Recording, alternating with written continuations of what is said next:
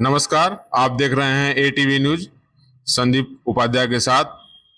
आज हम मौजूद हैं राजधानी लखनऊ में, जहां पर एक ऐसे शख्सियत हैं जो कि परिचय के मोहताज नहीं हैं, जो कि अखिल भारतीय गौरक्षा महासंघ के राष्ट्रीय अध्यक्ष हैं। और आइए हम इनसे गौ सेवा के बारे में और जानकारी लेते हैं। मैं कलीम भारतीय अखिल भारतीय गौरक्षा महासंघ का मैं राष्ट्रीय अध्यक्ष हूँ। संगठन 2017 से अब तक पूरे भारत में 26 प्रदेशों में संगठन गौ माता के नंदी महाराज के लिए कार्य कर रही है। जी, मेरा प्रथम सवाल आपसे ये है कि आपकी मुस्लिम पृष्ठभूमि से गौ रक्षा आंदोलन में आने का सफर कैसा रहा है? मैं मुस्लिम समाज से आया हूँ, क्योंकि कुरान में जिक्र है गाय का दूध घी शिफा है, गाय का मांस बीमारी है। मुस्लिम समाज में चंद लोग जो गौ माता के आड़ में धंधा करते हैं, गौ मांस बेचते हैं, हम उनको सही रास्ता दिखाने के लिए अखिल भारतीय गौरक्षा महासंघ के माध्यम से एक अभियान चलाया है कि हिंदू समाज का प्रतीक गौ माता है। गौ माता खाली हिंदू समाज का नहीं, हम सभी धर्मों का आस्था का प्रतीक है। इनका सम्मान करना चाहिए। जी, क्या आपके जाति के लोगों ने आपको गद्दार तो नहीं कहा कि आप एक मुस्लिम समाज से होके हट के एक हिंदू समाज के लिए कार्य कर रहे हैं? पहली बार, मेरा नाम है कलीम भारतीय।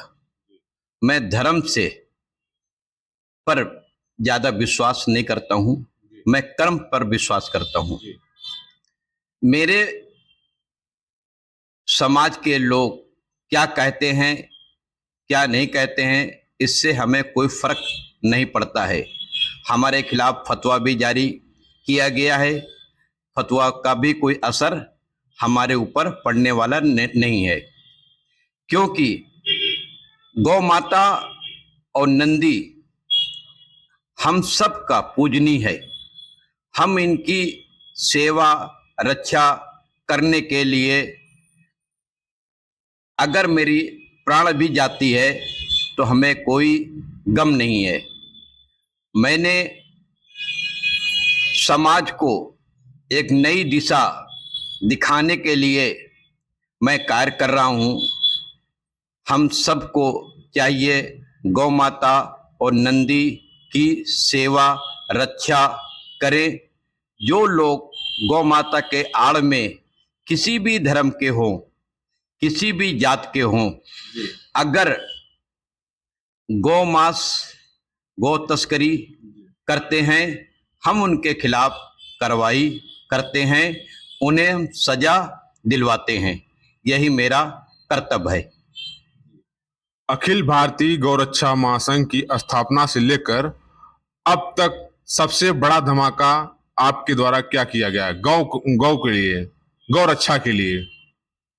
2017 से हमारी गौ माता और नंदी की मृत्यु हो जाने पर उनकी हड्डी चमड़ा निकाल करके बाजारों में बेचा जाता था। मैंने सरकार के माध्यम से अवगत कराया कि गौ माता और नंदी हमारी आस्था का प्रतीक है। मैं एक भी अंग निकालने नहीं दूंगा। मैं साथ सम्मान के साथ इनका दाह संस्कार करेंगे। ये अभियान मैंने उत्तर प्रदेश से लेकर के पूरे भारत में अभियान चलाया। आज हम कामयाब हुए हैं गौ माता के आशीर्वाद से। आपके संगठन में कितने मुस्लिम सदस्य हैं? मेरे संगठन में चंद मुसलमान हैं, जैसे फरुखाबाद का मोहम्मद जब्बार खान। अब तक कम से कम 2300 मृत गौ माता को सम्मान के साथ दफनाया है, गौ सेवा किया है। इसी तरह सहारनपुर में अंसारी जी हैं, उन्होंने लगभग 5700 गौ माता मृत गौ माता को दफनाया है। वसीम मंसूरी हैं सीतापुर के, उन्होंने भी गौ सेवा गौ रक्षा बहुत अच्छे ढंग से किया है। इसी तरह मेरे गाजियाबाद लोनी के चौधरी साहब हैं, जिला अध्यक्ष हैं, उन्होंने बहुत अच्छा कार्य कर रहे हैं। चंद मुसलमान हमारे संगठन से जुड़े हुए हैं, क्योंकि हमारे संगठन से जुड़ने से पहले मैं उन मुसलमानों से कहता हूं कि पहले आप गौ सेवा करके मुझे दिखाइए, तभी मैं आपको पद दूंगा। जी, आपका ये अखिल भारतीय गौरक्षा गौशाला कितने देशों में चल रहा है अभी? अभी तो उत्तर प्रदेश में हमारे संगठन महामंत्री पवन गोयल जी, जो बिजनौर नूरपुर के हैं, उन्होंने गौशाला खोला है। और गौशाला हमारा असम प्रदेश में 3 गौशाला चल रहा है। इसी तरह मध्य प्रदेश में, छत्तीसगढ़ में, उड़ीसा में गौशाला पर कार्य हो रहा है। हम खाली गौशाला नहीं खोलना चाहते, हम गौशाला के साथ साथ में दूध की डेयरी, बायोगैस का प्लांट, गोबर और गौमूत्र से ग्रामीण स्तर पर लोगों को रोजगार मिले, तभी गौ माता को सम्मान मिलेगा। जी, आपका सबसे कठिन निर्णय क्या रहा? कोई गौरक्षा हिंसा में लिप्त हो गया, उसके खिलाफ कार्रवाई करना।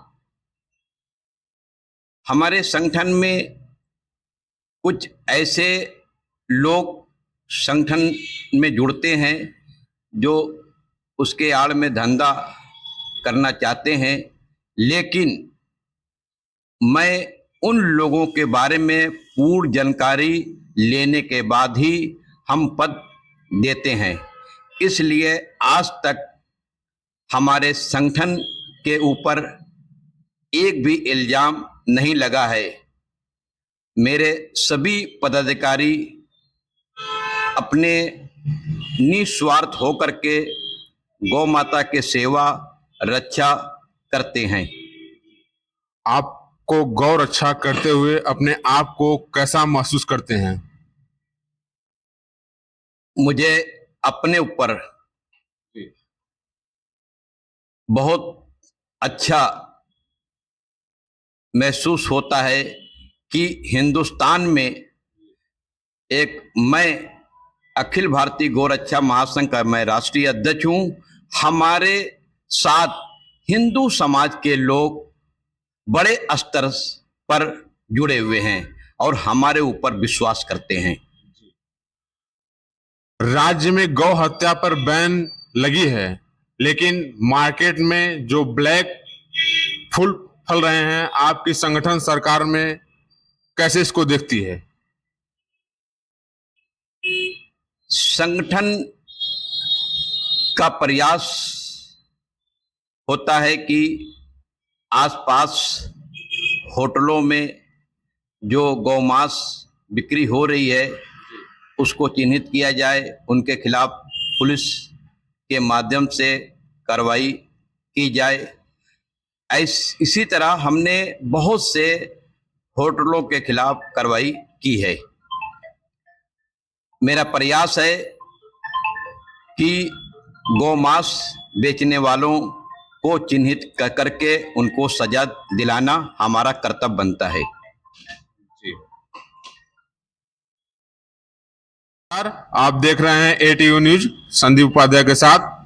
आज हम राजधानी लखनऊ में मौजूद हैं। आज हम आप लोगों को एक ऐसे शख्सियत से अपने चैनल के माध्यम से दिखाते हैं जो कि गौ की रक्षा कर रहे हैं। अखिल भारतीय गौ रक्षा महासभा के राष्ट्रीय अध्यक्ष कलीम भारती जी हैं, जो कि आज हमारे चैनल के माध्यम से अपना परिचय देंगे और गौ की सेवा के बारे में जानकारी देंगे। मैं कलीम भारतीय अखिल भारतीय गौ रक्षा महासंघ का राष्ट्रीय अध्यक्ष हूँ।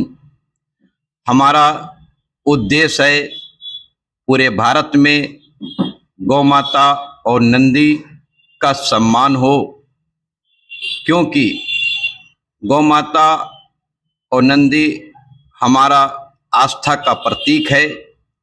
खाली हमारा आस्था का प्रतीक न हो करके सभी धर्मों का आस्था का प्रतीक है और सभी ग्रंथों में गौ माता के बारे में बहुत लिखा गया है। आपका मेन उद्देश्य क्या है? अखिल भारतीय गौ रक्षा महासंघ का मेन उद्देश्य कैसे आप बताएंगे? आपका मेन उद्देश्य क्या है, इसके बारे में जानकारी आपके द्वारा दी जाए। अखिल भारतीय गौ रक्षा महासंघ का उद्देश्य गौ हत्या मुक्त भारत बने, गौ माता के गोबर गौमूत्र से लोगों को रोजगार मिले, क्योंकि गौ माता और नंदी हमारी पूजनी है, इसलिए हम उनका आदर और सम्मान करते हैं। इसी से उत्तर प्रदेश से लेकर के पूरे भारत में 26 प्रदेशों में संगठन का विस्तार किया गया है। गौ माता के प्रति कायर हो रहा है। जैसे घायल गौ माता की चिकित्सा करना, मृत गौ माता को साथ सम्मान के साथ दफनाना, गौशाला में जाकर के निरीक्षण करना, साफ सफाई, गौ माता का खान पान का व्यवस्था देखना। अगर किसी गौशाला में मृत गौ माता या बीमार गौ माता पाई जाती है तो जिला प्रशासन को अवगत कराना, यही हमारा संगठन का उद्देश्य है। क्या आपको सरकार के द्वारा कोई राशि या कोई फंड गौ सेवा के लिए दिया जाता है या ये अपने संगठन के द्वारा लगाते हैं? हम अखिल भारतीय गौ रक्षा महासंघ को आज तक राज्य सरकार हो या केंद्र सरकार हो, 1 रुपए का अनुदान नहीं मिला है। हमारा संगठन सभी राष्ट्रीय पदाधिकारी, सभी प्रदेश अध्यक्ष, सभी कर्मठ कार्यकर्ता, गौरक्षक, गौ सेवक मिलकर के सहयोग करके कार्यक्रम किया जाता है, संगठन का कार्य किया जाता है। हम लोग के ऊपर कोई भी एक भी पैसे का इल्जाम आज तक हमारे संगठन के पदाधिकारी के ऊपर नहीं लगा है। और अखिल भारतीय गौ रक्षा महासंघ के जाबाज गौरक्षक, गौ सेवक जो रात को निकल करके गौ माता और नंदी की रक्षा करते हैं, अपने प्राण निछावर कर करके जान गौ माता और नंदी की रक्षा करते हुए गौ तस्करों को पकड़ते हैं, उन्हें कानून के हवाले कराते हैं। गौ माता और नंदी को गौशाला में जाकर के सही सलामत पहुंचाते हैं। ये सब कार्य कोई लालच से नहीं किया जाता है। संगठन से जुड़े प्रत्येक कर्मठ कार्यकर्ता गौ माता और नंदी की सेवा भाव के माध्यम से करते हैं। अच्छा, जो आपके संगठन में कार्यकर्ता हैं या कर्मचारी हैं, उन लोगों को खर्चा कैसे चलता है? उन लोग जब आपके द्वारा को सरकार के द्वारा कोई अनुदान आप लेते नहीं हैं, और तो इतनी बड़ी व्यवस्था, इतनी बड़ी संगठन को चलाने के लिए आप अपने आप को कैसे देखते हैं? हमारे पास कुछ नहीं है, ये सब गौ माता का आशीर्वाद से संगठन चल रहा है। संगठन में सभी राष्ट्रीय पदाधिकारी, प्रदेश अध्यक्ष, सभी कार्यकर्ता आपस में मिलकर के कार्यक्रम करते हैं। कार्यालय उसी से चलता है और हमें कोई पैसे की लालच नहीं है कि जिससे मैं या हमारे कार्यकर्ताओं के ऊपर कोई इल्जाम लगे। बहुत ऑफर आता है, लेकिन हमारे कार्यकर्ता लोग ऑफर को ठुकराते हैं, सच्चे मन से गौ सेवा करते हैं। जी, तो सेवा करते हुए, गौ की रक्षा करते हुए आपके संगठन में कार्यकर्ता और कर्मचारी गण अपने आप को कैसा महसूस करते हैं? कभी आप को उनके द्वारा बातचीत करने से उनके संबंध में कैसा लगा, या उनके रक्षा करते हुए जानकारी दी तो उसमें क्या महसूस करते हैं आप? लोग कारोबार भी करते हैं, गौ सेवा के साथ साथ में लोग कारोबार करते हैं, अपना जीवन यापन कारोबार से हासिल करते हैं और समय निकाल करके गौ सेवा भी करते हैं। तो क्या आप नहीं चाहते हैं कि सरकार के द्वारा हम लोगों की कुछ मदद हो जाए, सरकार के द्वारा हम लोगों को भी कुछ फंड मिल जाए? क्योंकि माननीय मुख्यमंत्री जी तो बराबर गौ की सेवा, गौ की रक्षा करने के लिए प्रदेश में अभियान चलाए हुए हैं। प्रदेश सरकार बराबर हर जिलों में एक गौशाला जो बनाई हुई है, गौशालों को देख रेख के लिए, उनके खाने के लिए, उनके स्वास्थ्य के लिए, मतलब संबंधित अधिकारियों को बराबर बोलते रहते हैं। तो क्या आप अपने जो संगठन चला रहे हैं उससे आपको सरकार के द्वारा कोई लाभ नहीं चाहिए क्या? पहली बार आपने ये जो प्रश्न पूछा है, मैं गौशाला, जो सरकारी गौशाला है, हम उसको बंद कराना चाहते हैं। क्यों बंद कराना चाहते हैं, मैं आपको बताऊं। जितने भी सरकारी गौशाला है, गौ माता के आड़ में लोग धंधा करते हैं। वहां पर जाइए, देखिए, वहां पर आए दिन हमारी गौ माता बीमार रहती हैं। जब बरसात होता है, पानी में भीगती हैं। ठंड में, जब ठंड होता है, ठंड में सिकुड़ती हैं। उनका सही ढंग से इलाज नहीं होता है, न भरपेट भोजन मिलता है।